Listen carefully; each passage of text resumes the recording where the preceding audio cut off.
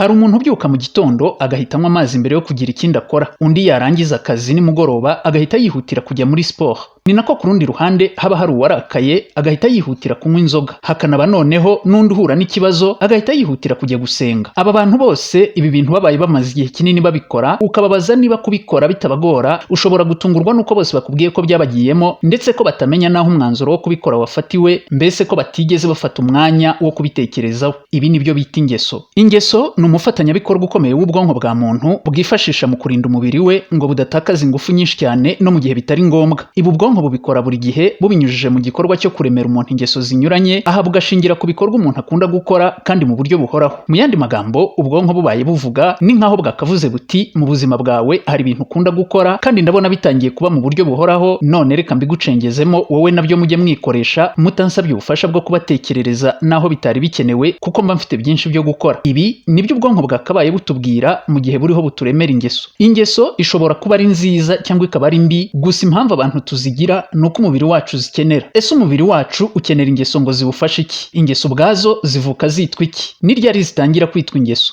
Jye nitwa Nuello Okoye. Iyi ni Nuello Okoye Space. Nguhaye ikaze.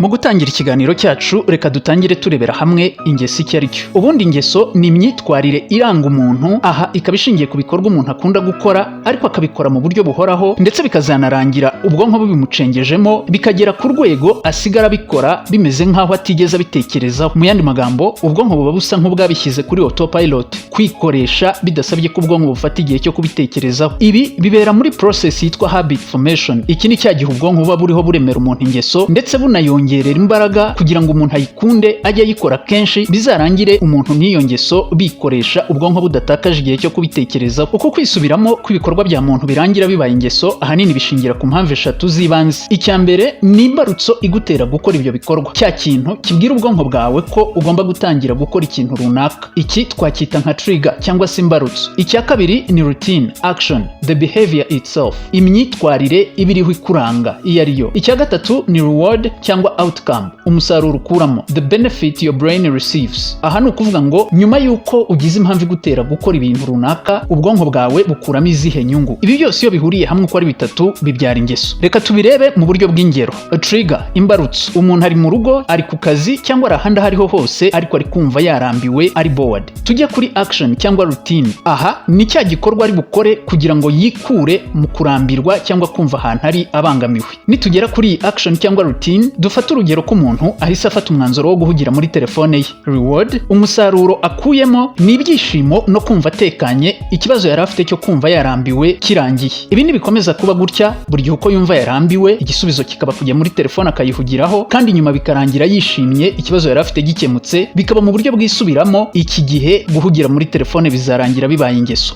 Umufatanyabikorwa mwiza w'ubwonko bwe ni umufatanyabikorwa mwiza kubera ko iyi ngeso ibaye idahari, ubwonko bwazajya buhora buri gihe bufite akazi ko kubwira ngo ko uhangayitse, ko warambiwe, tubigenze dute, bukajya kugutekerereza icyo ukwiye gukora kugira ngo icyo kibazo gikemuke. Ariko iki gihe ubwonko buba bwamaze kuguhigira umufatanyabikorwa wabwo uzajya uhita ukubwira icyo ukwiye gukora kigakemura ikibazo, ubwonko butiriwe bukenerwa. Ukwirema kw'ingeso bifitanye isano ikomeye cyane n'igice cy'ubwonko kizwi nka basal ganglia. Iki ni igice cy'ubwonko gishinzwe kubika amakuru ku bikorwa bya muntu ariko bikunze gukorwa mu buryo bwisubiramo. Icya kabiri kiba gishinzwe guhindura bya bikorwa bikajya noneho byikoresha bidasabye imbaraga z'ubwonko mu kubitekereza. Icya gatatu ni ukorohereza umubiri wa muntu ukora ibyo bikorwa kubikora bitawugoye. Mu yandi magambo ukabikora wumva ari ibintu wishimiye kandi biworoheye cyane. Nyuma y'aha, iyo ubwonko bumaze kugucengezamo ingeso buyigize automatique yikoresha, igice cy'ubwonko kizwi nka prefrontal cortex ni igice cy'ubwonko gishinzwe ifatwa ry'ibyemezo cyangwa imyanzuro, kiba kiyorohereje akazi kuko ibiba bisigaye ingeso bigiye kubyikurikiranira. Aha ingeso bigiye gutangira gukorwa mu buryo bworoshye kandi isa n'iyikoresha yo n'umubiri ubwabyo, ubwonko buri ku ruhande butavunitse cyane. Twabigarutseho dutanga ingero ko hari bamwe mu bantu ushobora gusanga bakora ibikorwa runaka ariko akenshi impamvu ibatera kubikora nuko hari ibyo baba bashaka gukemura bindi. Ujya gusenga aba yumva ko ikibazo afite ariho kiri bukemukire, ujya kunywa inzoga aba yumva ko ariho ari bukura amahoro, ujya muri siporo aba yumva ko ari bw'umunaniro uri bukire. Muri make ukora ingeso wese ayikora abizi neza ko hari ikibazo igiye gukemura. Mu ikorwa ry'ingeso hari inkingi mwamba ibi byihishe inyuma, n'umusemburo wa muntu uzwi nka dopamine. Uyu ni umusemburo w'ibyishimo. by'ibyishimo. Dore ukuntu ubwonko bw'umuntu bufatanyije n'umusemburo w'ibyishimo wa dopamine birema ingeso. Umuntu akora ikintu yishimiye, umusemburo wa dopamine ukavuburwa. Iki gihe ubwonko bugumana amakuru bwibuka impamvu uyu musemburo wavubuwe. Ubutaha iyo umuntu agiye gukora cya gikorwa, umusemburo wa dopamine uvuburwa na mbere yuko akora cya gikorwa. Ibi bimusunikira kugikora yumva cyishimiye cyane, ndetse yumva nta n'ikindi cyagisimbura. Bigakomeza gutya buhoro buhoro, ingeso bikarangira yabaye ingeso. Ku bafite ingeso zinyuranye, iyi niyo mpamvu uzumva hari igihe uba usa n'uwabuze amahoro, ufite ikintu gisa n'ikigusunikira gukora igikorwa runaka mu gihe cyose utaratangira kugikora. Biba bivuze ko umusemburo wa dopamine uri kuvuburwa muri wowe watangiye kukubuza amahoro, ukeneye ibyishimo. Iremwa ry'ingeso ribera mu kizwi nka neuroplasticity. Ubu ni ubushobozi bw'ubwonko bwo kubasha guhindura, kwisanisha ndetse no kwimenya bw'ubwabwo. Ibi bukabikora mu gihe buriho buhanga inzira nshya zihanahana ry'amakuru hagati y'uturemangingo tw'ubwonko neurons. Uti bigenda biti? Mu gihe hariho hakorwa bya bikorwa bihinduka ingeso iyo bikomeje kwisubiramo kenshi, byongerera imbaraga ndetse no gushyiraho umucyo mu mikorere y'ihanahana ry'amakuru mu turemangingo tw'ubwonko. Iyi nzira inyuramo aya makuru ihita ihinduka inzira yamaze kumenyera, bigatuma amakuru atangwa mu buryo bwihuse kandi bunoze. Ibi nibyo bigeza ku rwego ibikorwa bitangira gusa naho biri automatique cyangwa byikoresha bidasabye imbaraga nyinshi z'ubwonko. Reka aha dutanga urugero tubisanisha n'ubuzima busanzwe tubamo umunsi ku wundi. Iyo umuntu afashe urugendo agaca ahantu mu byatsi, biragoye ko ushobora kubona ko hari inzira, ariko akomeje kuhagenda akabikora mu buryo bwikurikiranye, igihe kiza kugera aho anyuze ibirenge ibyatsi bigapfuka, hakagaragara inzira nyabagendwa. Ibi ni nako bigenda guhera mu itangira ry'ingeso kugeza ibayeho. Aho ushobora kwibaza uti ese bifata igihe kingana iki kugira ngo ingeso yireme cyangwa sibeho? Kaminuza ya Londres mu Bwongereza yerekanye ko nibura bifata iminsi hagati ya 18 n'iminsi 254 kugira ngo cyari igikorwa cyisubiramo birangire kibaye ingeso. Aha yerekanye ko impuzandengo y'iminsi abantu benshi basa n'abahuriyeho nibura ari iminsi 66. Igikorwa ukora mu buryo bwisubiramo kikaba cyabaye ingeso. Reka turebe ku ngero zamwe mu moko y'ingeso. Duhere ku ngeso zoroheje. Kunywa amazi bishobora kuba ingeso. Aho uzasanga hari umuntu udashobora kurya atariho anywa amazi. Ibi kuba bikora bitamusabye kubitekerezaho cyane nuko yigeze kugira igihe cyo kubikora byisubiramo. Icya kabiri, kwibrosa cyangwa se koza amenyo. Ibi nabyo bigeraho bikaba ingeso, kandi ukabikora utigeze wumva muri wowe wafashe umwanya wo kubitekerezaho.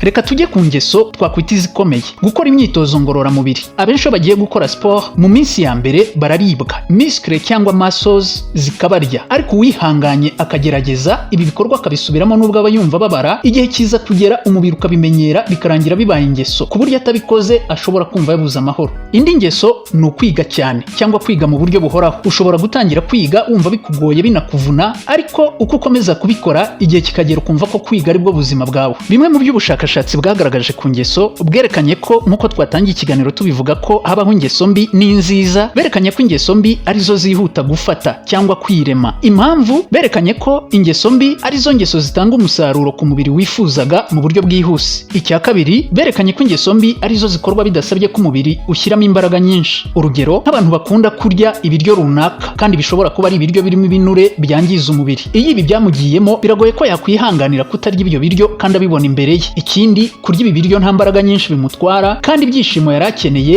ahita abibona ako kanya mu gihe ari kurya ibyo biryo. Uku kwihuta mu gufata kw'ingeso mbi ntabwo ari zo ubwazo zibigiramo uruhare, kuko biba byihishwe inyuma n'ubwonko bwa muntu. Ubwonko nabwo bukunda ibintu bihita bitanga umusaruro, apana ibintu by'igihe kirekire. Niyo mpamvu iyo ubwonko bubona ibintu uri kujyamo ari ibintu biri buhite bitanga umusaruro, iki gihe biroroshye ko ubwonko bubigukundisha bukabigucengezamo vuba vuba ugereranyije n'ibintu ubwonko bubona ko byazajya bitanga umusaruro bitinze. Hari ikintu abantu bamwe bitiranya cyangwa abandi batari bazi. Ingeso ntushobora kuyisiba mu mutwe wawe, ikibaho uyisimbuza indi. Niba ufite ingeso mbi yo kumva ko igihe warambiwe ugomba kujya mu kabari gusinda, iyi ngeso ntushobora kuyisiba ahubwo uyisimbuza indi. Ni ukuvuga ngo ushobora gufata umwanzuro ukavuga uti mu gihe najyaga mu kabari reka ngisimbuze kujya muri gym cyangwa se mu zindi siporo zitandukanye. Mu ntangiriro birumvikana ibi birakugora nk'izindi ngeso zose zitangira, ariko uko ubimenyera wisanga kujya muri siporo byasimbuye kujya gusinda. Icyo uba ukoze ni kimwe, ntuhindura yambarutso twabonye, ntunahindura umusaruro, ahubwo uhindura igikorwa. Mu bushakashatsi ku mitekerereze ya muntu bwo muri ibi bihe bya vuba bwerekanye ko iyo umuntu yifuza ko ingeso ifata vuba yirinda kuyikora ariko asa n'uwitandukanyije nayo, ahubwo ko biba byiza iyo uyikoze wisanisha nayo, mbese ukayisanisha nawe wa nyawe. Urugero, niba uhisemo kujya gukora imyitozo ngororamubiri, ntukabikore uvuga ngo ngiye kuzajya nkora imyitozo ngororamubiri, ahubwo ujye ubikora uvuga ngo ndashaka kuba umuntu ukora imyitozo ngororamubiri. Mu yandi magambo, iyi ngeso ntabwo wayitaje ahubwo wayishyizeho, urashaka ubumwe nayo, ibimwe mu bikugize. Ibi niko byagaragajwe n'umushakashatsi James Clear. Ikindi kandi abashakashatsi berekanye nuko mu gukomera kw'ingeso no mu kwihuta gufata mu buzima bwa muntu bigirwamo uruhare na environment cyangwa se icyo twakwita surroundings, ibigukikije. Niba uri mu itsinda ry'abantu bafite ingeso mbi, aba bashobora kuzagukwegera nawe kwisanga ingeso zabo mbi zarakugiyeho. Mu yandi magambo, niba wifuza guhindura ingeso mbi, bimwe mu byagufasha kuyihindura mu buryo bworoshye igihe cyose uzi ko wayandujwe n'abagukikije muhorana, uburyo bwiza bwo guhita uyikuraho byihuse ni ukubanza gutandukana n'abo bantu barangwaho izo ngeso ndetse bazikwanduje. Mu gusoza ikiganiro cyacu, reka turebere hamwe imimaro y'ingeso ku mubiri wa muntu, by'umwihariko ku bwonko. Iyo ubwonko buhisemo ingeso nk'umufatanyabikorwa, ibi bituma hari ibikorwa byinshi bya muntu akora bidasabye ko ubwonko bubigiramo uruhare. Ibi bigatuma ubwonko buruhuka no guhora bufite imbaraga zihagije zo gukora muri cya gihe umubiri wa muntu uba ukeneye ifatwa ry'ibyemezo bihambaye bitari ingeso. Icya kabiri kijyanye n'ibi, kubera ko ubwonko bwa muntu buba bwaruhutse bihagije, butatakaje imbaraga nyinshi cyane mu tuntu duto duto tutari ngombwa, ibi birinda umuntu ibibazo birimo mental fatigue cyangwa se guhora ananiwe mu bwonko. Icya gatatu, kugira ingeso k'umubiri birawufasha mu kuringaniza imikorere yawo, ibizwi nka homeostasis. Aha dusoza, ushobora kwibaza utese umubiri wacu ukenera ingeso? Yego, nibyo umubiri wacu ukenera ingeso, ariko ntabwo ukenera ingeso ngo tubeho. Bisobanuye ko ubaye ubaho utanafite ingeso ushobora kubaho, nubwo wenda wagira ibindi bibazo ugira kubera ko zidahari mu mubiri wawe. Gusa iyo zihari ni zimwe mu bigira uruhare mu kubaho neza k'ubuzima bwawe. Naho ku bijyanye n'imikorere myiza y'umubiri, kugira ubuzima bwiza,